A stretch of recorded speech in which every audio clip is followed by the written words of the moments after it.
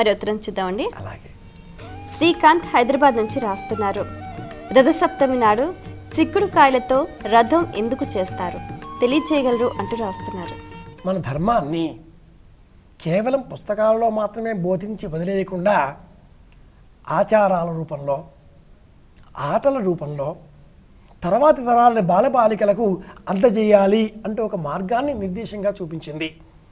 వాకిట్లో ముగ్గులు వేసినా అదే ప్రయోజనం, ఆడవాళ్ళు నోములు వ్రతాల పేరిట పాటలు పాడుకున్నా అదే ప్రయోజనం, రథం ఇలా చిక్కుడాకులతో సిద్ధం చేసినా అదే ప్రయోజనం, బొమ్మల కొలువు పెట్టుకున్నా అదే ప్రయోజనం.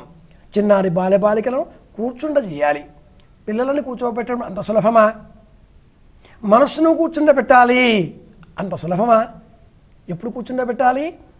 సూర్యోదయం కంటే పూర్వమే లేచి మీరు చెప్పినట్లుగా జిల్లేడు ఆకులు అలా భుజాలపైన శిరస్సుపైన పెట్టుకొని స్నానం చేశామండి. మీరు చెప్పారు కాబట్టి ఇంట్లో చక్కగా పిడకల చేత దాలి చేసి చిన్న గిన్నె పెట్టి పాలు పోసి అందులో పొంగలి చేసే నిమిత్తమై సిద్ధం చేస్తున్నామండి. పొంగలి కావడానికి 20 నిమిషాలు పడుతుంది, అరగంట పడుతుంది. మరి ఈ అరగంట ఏం చేయాలి?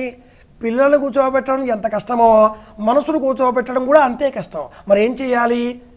పట్నానిల్లు పట్నాన ఇల్లు శ్రీ సూర్యనారాయణ, పట్నాన గలదయ్య బ్రాహ్మణుల ఇల్లు శ్రీ సూర్యనారాయణ, ఇలాంటి పాటలు పాడుకునేవాళ్ళు పూర్వకాలంలో.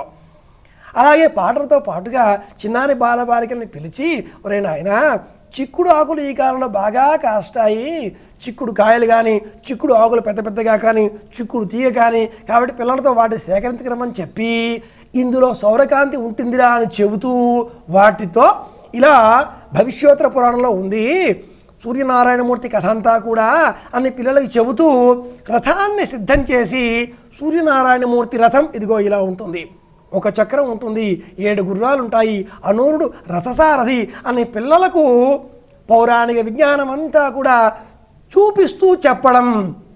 దైవభక్తి, విజ్ఞానం, వినోదం, వివేకం అనే 3 జమిలిగా ఇలా అందజేయడం, ఇలా మనం సూర్య రథాన్ని తయారు చేయడంలో ఉంటుంది అని చెప్పుకోవాలి. పిల్లలు రథాన్ని తయారు చేస్తున్నాం అనే ఆనందంతో ఇతోధికంగా పోటీ పడుతూ పాలు పంచుకుంటారు, విషయాలంతా కూడా వింటారు, భక్తితో ప్రసాదం తీసుకుంటారు. కాబట్టి అక్కడ వినోదము ఉంది, విజ్ఞానము ఉంది, భక్తి ఉంది. ఇందుకోసమే చిక్కుడు ఆకులతో రథాన్ని మనం సిద్ధం చేయాలి, పిల్లలకు పౌరాణిక విజ్ఞానాన్ని అందించాలి. ఇది మన భారతీయ దర్శనం, ధర్మం.